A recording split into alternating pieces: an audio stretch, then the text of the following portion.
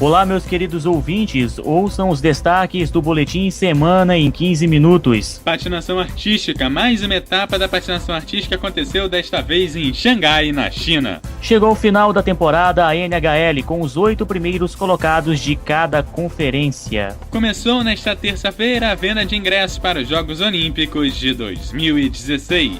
A sua retrospectiva semanal começa agora.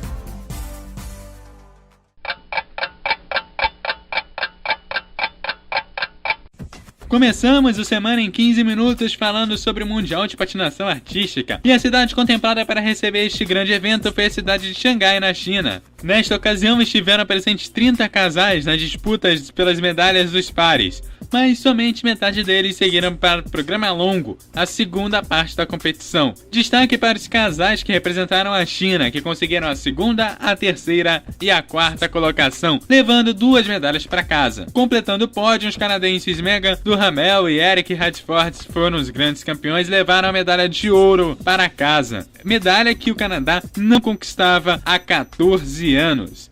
A exibição curta do casal foi muito bem executada, conseguindo reunir 9.07 pontos só em graus de execução positiva. Já no programa livre, este par viu 2 dos seus elementos técnicos serem punidos com um grau de execução negativo, mas seus outros elementos foram tão fortes que, de partida, sua nota técnica era de 63 pontos, mas conseguiram no final 73,45 pontos no total. O casal somou na competição um total de 221,53 pontos contra 214,12 pontos do segundo colocado e 212,17 pontos do terceiro. Na categoria dança, a França levou a melhor, com 184,28 pontos, seguida dos Estados Unidos com 181,34 pontos e o Canadá com 179,42 pontos.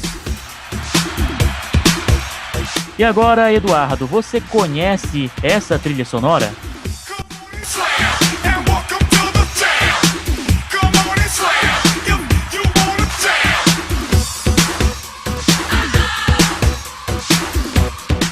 Claro que sim, Glauberson, faz parte daquele filme nostálgico onde nós tivemos a presença do Michael Jordan, Pernalonga e companhia, o Space Jam, o jogo do século. Michael Jordan, que foi um grande jogador de basquete, que foi o grande protagonista desse filme. Exatamente, Eduardo, e é com essa trilha sonora que vamos falar da NBA da qual a temporada regulamentar vai chegando ao fim. E alguns times já se classificaram para os playoffs. Já estão classificados o Atlanta, do leste, e o Golden State, do oeste. E agora, mudando de assunto, mas continuando nos Estados Unidos, vamos falar de NHL, que promete fortes emoções e vai chegando ao fim da temporada regular e, como todo ano, os 8 primeiros colocados de cada conferência passam para os playoffs. Na divisão leste já passaram o New York Rangers, o Montreal e Tampa Bay, e na divisão oeste, Anaheim, Nashville, St. Louis e Chicago. E agora, para os fãs de Jogos Olímpicos, começou a venda de ingressos para os Jogos Olímpicos de 2016, que vão ser realizados no Rio de Janeiro. A venda começou na tarde de terça-feira do dia 31 e para as pessoas que desejavam ver os eventos in loco, a primeira reserva começou às 14 horas, horário de Brasília. Os preços dos bilhetes oscilam entre R$20 com a meia entrada e R$4.600 para ver a cerimônia de abertura. A primeira fase de reserva vai até o dia 30 de abril e um sorteio vai ser realizado em junho. Para definir quem vai participar com as entradas, caso haja demanda superior, a carga de bilhete será disponibilizada. Agora é hora de acelerarmos no Semana em 15 minutos. Vamos falar da Fórmula 1, que vem com ótimas novidades.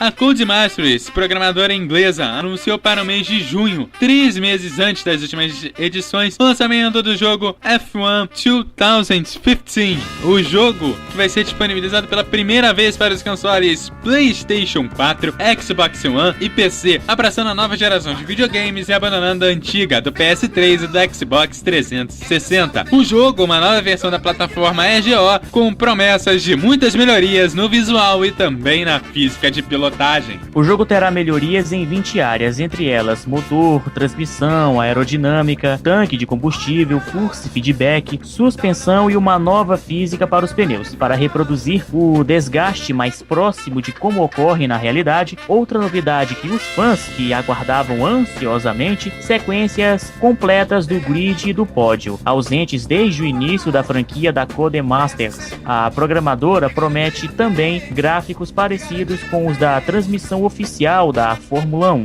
Agora, Eduardo, para quem curte, né, para quem curte Fórmula 1, para quem assiste as corridas de Fórmula 1, né, é um jogo tanto, né, o jogo é um jogo super, hiper, mega bacana, não é verdade?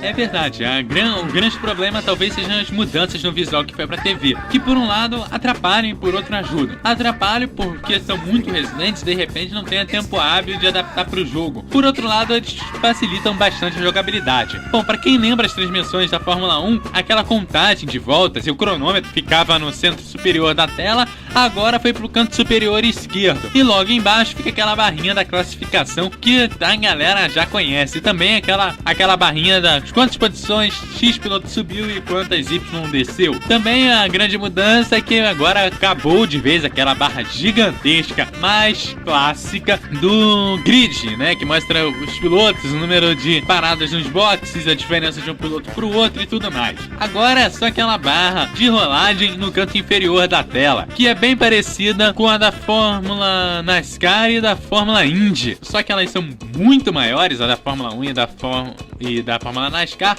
são muito maiores e ficam no canto superior da tela. Tudo bem, Eduardo Couto, e agora é hora de mudarmos de assunto, né?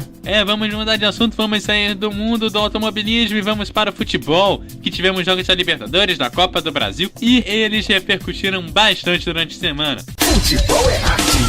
Futebol. Vamos começar pela Copa do Brasil, que tivemos os seguintes resultados. O Sampaio Corrêa bateu a Estrela do Norte por 4-1. O Ituano fez 3-0 no Joinville. Nós tivemos também Princesa de Solimões perdendo de 2-1 para o Figueirense. O Sport vencendo o CN por 2-1. O Paraná vencendo o Jucuipense por 2-1. O Goiás vencendo o Santander por 1-0. Fortaleza batendo o River do Piauí por 1-0. O Vasco batendo o Rio Branco por 2-1. E quase não teve jogo de volta, mas acabou tomando um gol no único lance de ataque do Rio Branco. O América do Rio Grande do Norte fez 5-1 em cima do Globo Futebol Clube. O Atlético Goianiense empatou com o Cuiripense do Ceará em 1-1. O Náutico venceu o Brasília por 1-0. A Ponte Preta empatou com o Vilhena em 1-1. O Remo empatou com o Atlético Paranaense em 1-1. E o Nacional e Bahia não saíram do 0-0. Exatamente, Eduardo, mas também tivemos os brasileiros na maior competição de clubes do continente sul-americano. 2 dos nossos representantes brasileiros entraram em campo pela Taça Libertadores da América. Os times brasileiros foram o São Paulo, que foi até a Argentina encarar o atual campeão São Lourenço e perdeu por 1-0 com um gol de Cauteruccio. Já o Corinthians, que recebeu o Danúbio do Uruguai, aplicou uma senhora goleada por 4-0. O São Paulo, tricolor paulista, volta a campo pela competição no próximo dia 15 deste mês contra o Danúbio lá no Uruguai. E o Timão, o Corinthians, recebe o São Lourenço no estádio Arena do Corinthians a partir das 10 da noite. Lembrando que ambas as partidas são válidas pela penúltima rodada da competição. O Internacional é o novo líder do Campeonato Gaúcho após vencer o Ipiranga por 1-0 com gols de D'Alessandro no estádio do Beira-Rio. O jogo teve 3 expulsões, mas o destaque foi para o lateral esquerdo Fabrício, que pareceu uma criança xingando a torcida colorada, fazendo gestos obscenos e jogou a camisa do clube no chão para piorar a situação. Bom, o futuro do jogador segue indefinido. Bom, Eduardo, se ele fez essas coisas... Aliás, ele fez, né? As imagens estão mostrando, né? Eu acho que ele foi até muito corajoso, né? Desafiar a torcida, né? Xingar a torcida, fazer gestos obscenos. É uma cena que eu nunca vi no futebol mundial, né? Foi uma cena inusitada que pegou todo mundo de surpresa, né? Eu creio que pegou o torcedor, até de outros clubes mesmo, pra quem curte futebol, que não é clubista, né? Ficou surpreso com a atitude dele. A nossa técnica vai dar uma resposta pra ele aí, que eu acho que vai ficar bem bacana.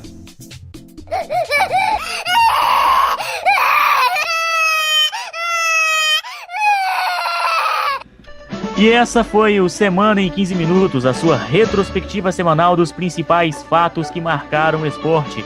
A apresentação Eduardo Couto e Glauberson Ribeiro.